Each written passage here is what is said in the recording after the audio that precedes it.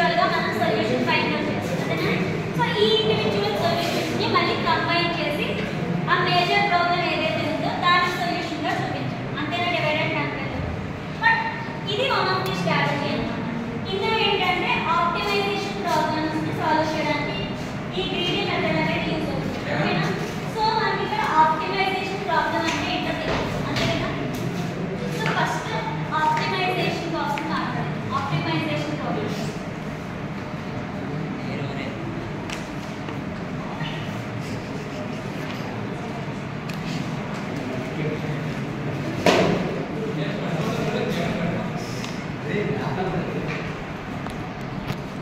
So ఇక్కడ చూడండి, optimisation problems లో మనం ఎయిదర్ మినిమం రిజల్ట్ కానీ లేదంటే మాక్సిమం రిజల్ట్ కానీ మనం సెలెక్ట్ చేసుకుందాం బేస్డ్ ఆన్ ప్రాబ్లమ్.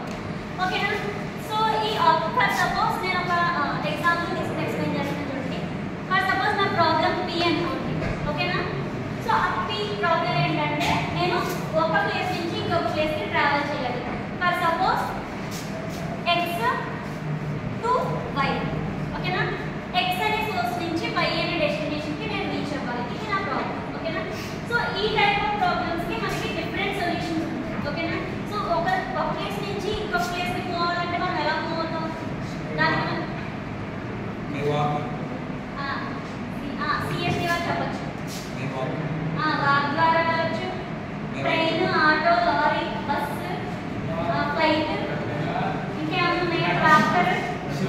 సో అలా మనకి నంబర్ ఆఫ్ సొల్యూషన్స్ అనేవి ఉంటాయి. అంతే కదా? బైక్. సో ఇవన్నీ మనకి సొల్యూషన్స్. మనకి నంబర్ ఆఫ్ సొల్యూషన్స్